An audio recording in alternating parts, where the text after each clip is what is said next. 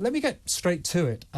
I suppose the obvious question to ask you, given your resignation and you've now formally resigned as an MP, is why now, and what's changed between June when you announced your intention to go and now? So I actually told the Cabinet Secretary, Simon Case, back in July 22, over a year ago, that I was leaving. And there were a number of conversations around my exit and how that would happen, because obviously the party did not want a by-election. And just things happened, Nick. There have been a number of things that I've been juggling. And one of those issues has been that my colleagues, both in the Cabinet, recently in the Cabinet at the time, Cabinet ministers today, backbenchers, even people in my own association, my local association party, were actually imploring me not to go because they felt the most damaging thing that could happen would be if a seat like mine was lost in a by-election. And the reason why that is if my seat is lost in a by-election, it will be the biggest defeat in a by-election in living history. So there was a lot of pressure on me, a huge amount of pressure not to go. And also, I wanted to, because of the actions of Rishi Sunak since he became Prime Minister and various things that happened around my exit, I wanted to get a paper trail together about the conversations which took place. And I got the results for that paper trail recently.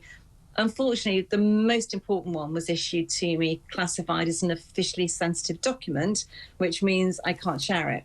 But can I ask, on that point, is that around the peerage, Nadine, and their refusal to give you a peerage? There was no refusal. I mean, Nick, there's more to come out about that. And I don't really want to, because that's gone. I really don't want to talk about it because it's gone. It's over. It's past. There are things that I'm moving on to now. But there was also the situation that I was absolutely shocked to see that Rishi Sunak over the summer, even knowing that a by-election couldn't be called because a writ couldn't be moved, kind of opened up the conversation, which whipped up a public frenzy, which has actually endangered my own safety over the past week. You've been receiving threats? Yeah. So the police have been to my home. The last contact with the police was 2 days ago, another contact from them. And it came to a point where, I just thought, right, this has got to end now. And so much that's untrue and so much has been misrepresented, has been put out there, that I felt I had to kind of like... What's untrue, Nadine? What is untrue? Talk to us about that. What was untrue was that I was neglecting my constituents. I love my constituency and my former constituency and constituents. And, you know what it's like, Nick, because you've been an MP. I've got a team of 4 caseworkers who've been working very hard over the summer, as have I. And that's where most of the work actually takes place.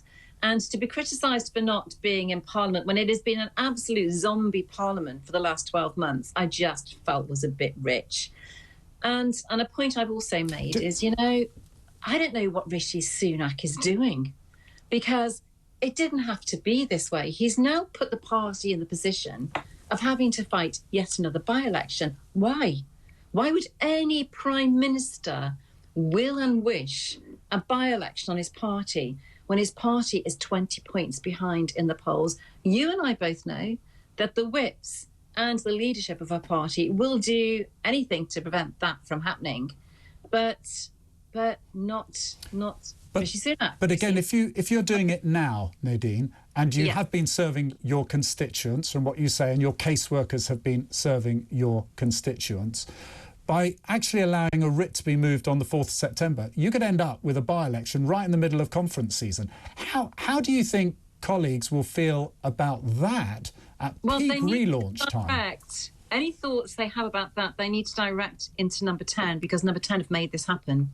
So it isn't me. Number 10 have made this happen. I also was aware that this might not be a good thing to happen on the first anniversary of Rishi Sunak becoming Prime Minister in October. And all of those things, were in the back of my mind. By-elections, not good for the party, 20 points behind. It will be the worst by-election defeat in living history if it takes place. Constant messages from my peers saying, please don't do this. You will damage MPs in marginal seats. Please don't do it.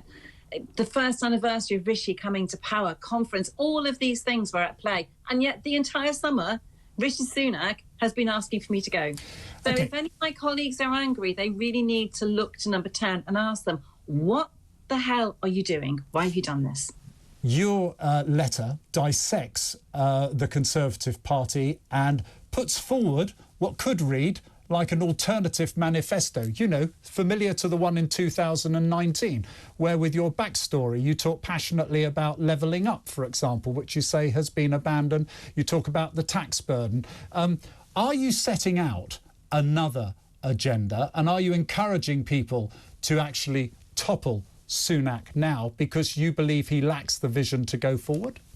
What I actually highlighted, I'm quite cross with myself because that letter was 1,800 words long. It could have been 3,000 words long.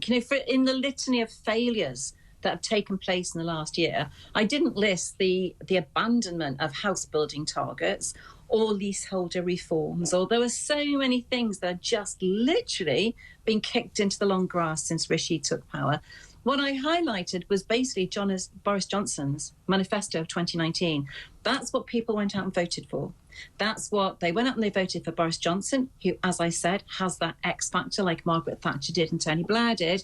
They went out and they voted first for Boris Johnson, and then they voted for his manifesto, which was visionary and which got stuff done and made things happen. Now, what slowed that vision from being delivered down was 2 years of COVID.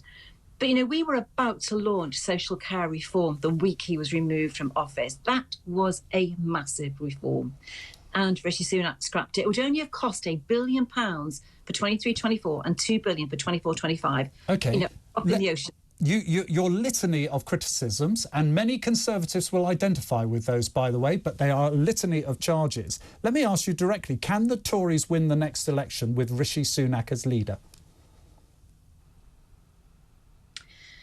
I have to say my answer to that question is no. I don't think so. I think it's very, very unlikely. And would you vote for Rishi Sunak's Conservatives at the next election? You're asking me a question I don't want to answer. But I tell you what I will say. The person standing in my place in Mid-Bedfordshire, Festus, is a fantastic guy. And I would urge the people of Mid-Bedfordshire to forget about anything to do with party politics at the moment, because it's a mess and the Conservative Party is broken.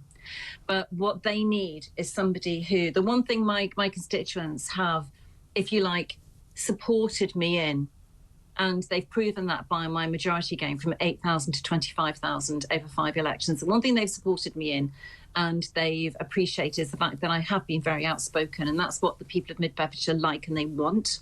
And in Festus, they have someone who has the hugest heart, who has the most amazing personality. He's good through his soul. He has a track record proven as We're not in by-election territory, so I don't have to read out a list of other candidates yet. But let me just bring it back. I've been talking about this on air, and I've had lots of messages, some for support, some, as you would expect, that, you do polarise opinion, not so supporting. Let me ask you this charge that's... Are you surprised? I'm a working-class woman in the Conservative Party. Are you surprised I've had it my entire political life? If I was a man, I'd be, powerful and assertive. And, because I'm a woman, blonde, working class, Tory, I'm always going to polarise. And is that a consistent charge you find in Rishi Sunak's government that you pointed to under David Cameron and George Osborne, famous for that remark?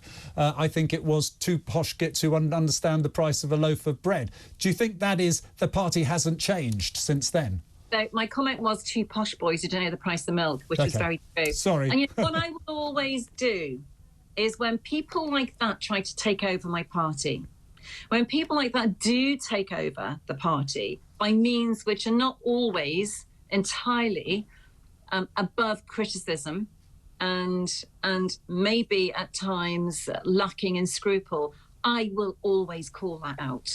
Always. Okay, but David Cameron and George Osborne, and I've done it now with Rishi Sunak.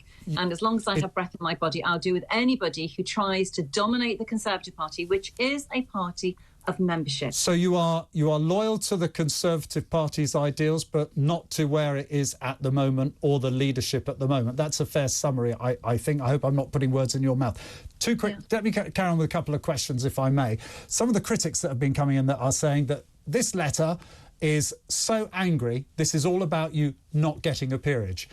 Do you not want a peerage anymore? It's not even angry. You know, this is the thing, again, the misogyny. If a man had written that letter, they wouldn't be calling it angry. It's because it's a woman who's written that letter. And I think it's a factual letter that lays out, and tell me a point in that letter. The one thing people are saying, the critics, is they criticise me, they come out with the misogyny and the sexism, and then they say, but I can't disagree with a word in the letter. So, if you want to criticise what I've said point by point, and say, well, this point isn't actually right on levelling up, or it isn't actually right on social care reform, then please do that. But it isn't an angry letter, it's a factual letter. Well, simply for time reasons only, and I'm really grateful for your time, what next? You're a brilliant best-selling author, you're doing very well in that score. If the House of Lords is closed to you, you don't sound like someone who's out of politics. Will you, for example, actually go one step further? Would you join, for example, Reform Party? Oh, God. You're throwing questions at me. Do you know what? I've got a 2-year-old's birthday party today, my granddaughter. Honestly, the letter went off and it's my granddaughter's birthday. That's what I've been doing today. Don't even think about things like that at the moment. It's all I'm doing now is I'm a Daily Mail columnist, and I love that writing. I'm a writer. I love doing that. I've got a TV show on TalkTV, and I've got a book coming out, which is really, one of the reasons why I've stood down now. And in that book, I'm researching that book, and there's been some alarming revelations. In that book, which you've teased us with, talking about a cabal of individuals and you make a very strong democratic point that basically we've lost 4 prime ministers without actually the electorate getting rid of them. Yeah. And a legitimate point. Will you be able to name names in that book? Because I reckon I could throw a few at you, but I probably won't. Yeah. No, absolutely, yeah. You will? Keep on it. They're named and shamed, yeah. Actually, I don't do it. Can I tease any out of you? No. So I don't actually do it. The book is a series of interviews with other people who say the kind of things to me they would never say to a journalist who is writing a book. So it's a very different kind of book, and it's going to be quite alarming to the Conservative membership, I think, but it's one that has to be written. Listen, Nadine Dorries, former Cabinet Secretary, former MP, and I think we're not quite sure whether she's still a Conservative or not, because she very cleverly dodged the question on Reform Party. Extremely grateful to you joining us on this Sunday.